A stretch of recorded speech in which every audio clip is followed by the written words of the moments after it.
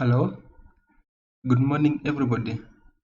Yesterday is 24th of April 2019 and I'm going to take you through the market overview today. So yesterday we actually had a sell on Euro USD. So far it has been going just as we said previously. The price tried reaching our take profit, actually went up to it, but then it was not triggered, possibly because since a sell is closed by the ask price I think did not reach this place. That's why we are not closed.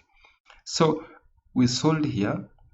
The price has been downwards. I want to drag my stop loss into neutral so that it reaches there. So we took this sell based on the fact that there's a trade here. This was a very good support. We had a support here, then there was that support, entire place. Then there's a false break before we eventually broke down. So this is the sell. We took that sell, we are still into it, and we expect price to go up to this level. So today I'm actually going to look at this chart from a lesser point of view, like lesser time frame. Let me see what is there, if there are any good trades that we need to check for from maybe 4 hours, 1 hour, as low as 15 minutes we are going to look at today. So give me a second, I load the chart afresh.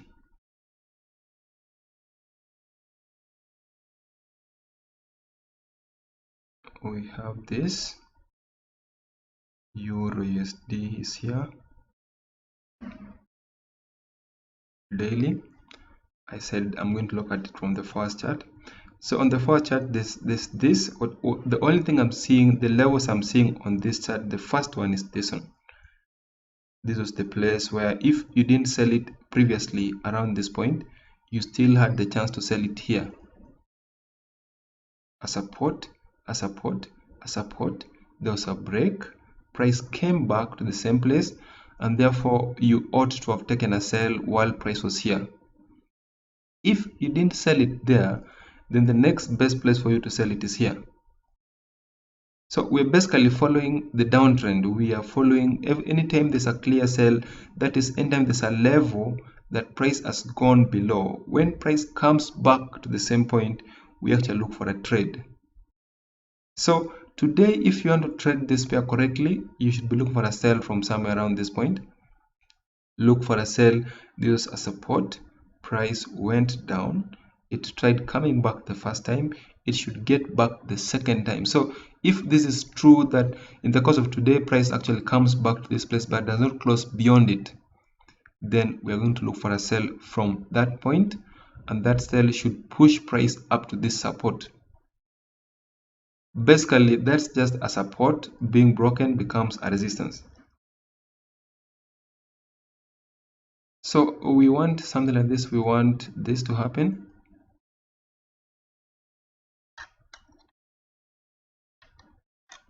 We want price to retrace back. Let price come back to this level. Let it try pulling back up to this level so that we can pick a low risk sell. We want to sell it when price gets there, something like this. If price comes back, I'll sell it the second time like this. So this is purely price action, no indicators at all. Price action only. We are only measuring on levels and what the price is doing. Based on how price reacts to level, we determine whether we want to sell or we want to buy. So we move to the next chart. GBP USD is here. GBP USD, we have the chart loaded already. Let's see. Yesterday we actually looking for a sell. There's a daily level that price successfully closed below. So we want to see how price went. Did it go as we say, or it went exactly opposite what we said? So the daily chart is there, and then this was the level where we had our line. We also had this as a good line, and then this is a zone. We had this as a zone, a support, a support, a support, a support, a support. Then there was a break below. After that break, notice there was an inside bar indecision. So anytime you have a level that price breaks, but then the next candle after that break is indecision or an inside bar, it's a chance that we are supposed to head even further to the downside. So in this case, there was an inside bar, then price went down, then this following candle, which is this, actually tried coming back towards the zone. This was the correct place to sell from. If you had to trade this one, then this was the correct place to look for a sell from. I'll put it dotted, something like this. It should be like this. This is where you're supposed to sell from. If you have to trade this correctly, then this is your place for sell. Wait for price to come back up to the same point, then pick a sell, expecting that sell to push price to this level. So basically, we are still within the seller territory. You're supposed to still look for a sell as long as the price remains below this level. You can also see this unfolding. We actually had this one.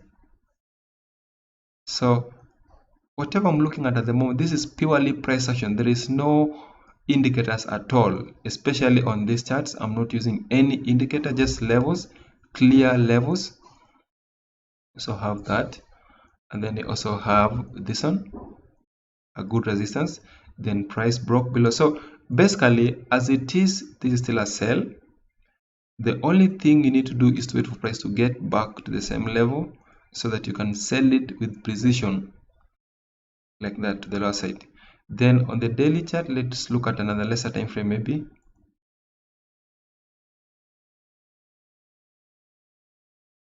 Lesser time frame. We want to see exactly what to expect. Were we trading maybe 4 hours or 1 hour chart? So if you can remember yesterday, we still had our level somewhere around this point. Sorry, I'll put that bold so we are able to see it clearly. We had a level there, and then it was marked as a zone, like that. So basically, we said that as long as the price remains below this one, a support, a support, a support, a support, a support, there's a break, we wanted price to come back to it so that we can pick a sell. So that sell is still genuine. The sell is still genuine.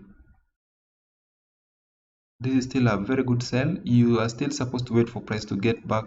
Let price try coming back to the same point so that you can look for a sell, expecting that sell to push price to the lower side. So this is what we expect to happen. A slight retracement, we pick a sell, expecting that sell to push price even lower. Should go up to this point. So you want to find the correct place for trading GBP/USD today. This is the place for you. This is the best, the correct, ideal place to sell from if you have to trade, you want to trade GBP/USD. We look at USD JPY is here. So this one, from the weekly point of view, actually supposed to be looking for a buy. We want price to give us a clear buy. That is what you're looking at, a clear buy.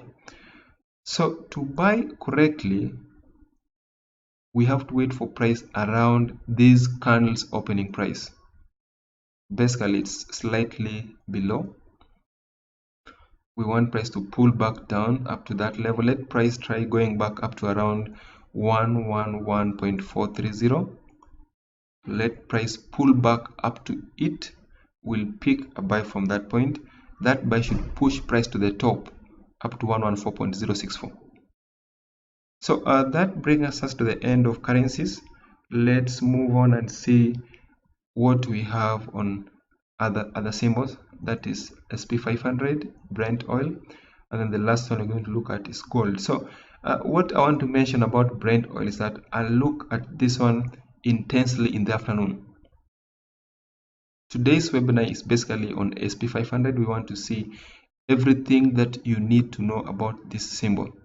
Everything you need to understand about SP500, we'll look at it today. So ensure you find time, attend the webinar. We're going to look at it extensively, both from the fundamental point of view and also from the technical point of view, to see exactly how one should trade this index. So I'm not going to look at it now because we're going to look at it extensively in the afternoon. But if I have to say something, then this is what I need to say, that there's a level here where price has reached. This is just a good resistance there, and then we also have a resistance at this point. So in case the price does not clearly ascend above it, assuming the price does not go above this level, then you're going to look for a sell. But if price breaks above it and closes above, then this is a continuation. It's a sign that you're continuing to the upper side. So we move straight to the next step, which is Brent oil. Brent oil is here. We have Brent oil here. We have Brent oil here.